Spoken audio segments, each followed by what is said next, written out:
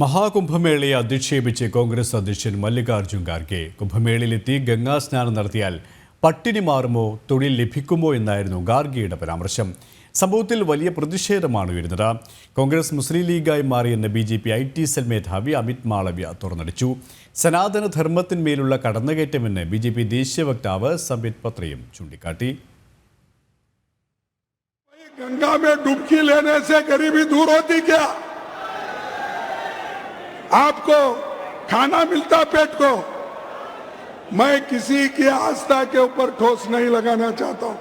अगर किसी को दुख हुआ तो मैं माफी चाहता हूं, लेकिन आप बताइए, अरे जब बच्चा भूखा मर रहा है, बच्चा स्कूल में नहीं जा रहा है, मजदूरों को मजदूरी नहीं मिल रही है, जब ये है तो ये लोग जाकर हजारों रुपए खर्च करके कंपटीशन पे डुबकियां मार रहे.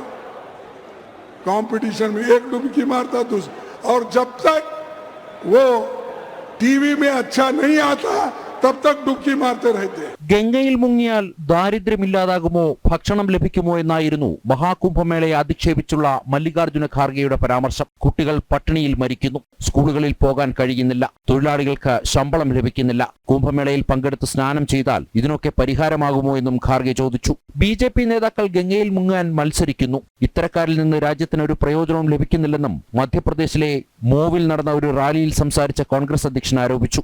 മഹാകുംഭമേളയെ അധിക്ഷേപിച്ച മല്ലികാർജ്ജുന ഖാർഗെക്കെതിരെ വലിയ പ്രതിഷേധമാണ് ഉയരുന്നത്. സനാതനധർമ്മത്തെ അധിക്ഷേപിച്ചതുപോലെ മറ്റേതെങ്കിലും മതവിഭാഗങ്ങളുടെ ആചാരങ്ങളെ അധിക്ഷേപിക്കാൻ ഖാർഗെക്ക് സാധിക്കുമോ എന്ന് BJP ദേശീയ വക്താവ് സാംബിത് പത്ര ചോദിച്ചു.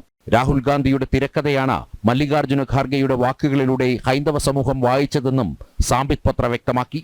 കോൺഗ്രസ് മുസ്ലിം ലീഗായി മാറിയെന്ന് BJP IT സെൽ മേധാവി അമിത് മാളവ്യ തുറന്നടിച്ചു. ഹൈന്ദവ സമൂഹത്തെ ആകെ അധിക്ഷേപിക്കുന്ന തരത്തിൽ പ്രസ്താവന നടത്തിയ ഖാർഗെ എന്തുകൊണ്ട് ഹിന്ദുക്കളെ ഇത്രമാത്രം വെറുക്കുന്നു എന്നും അമിത് മാളവ്യ എക്സിൽ കുറിച്ചു.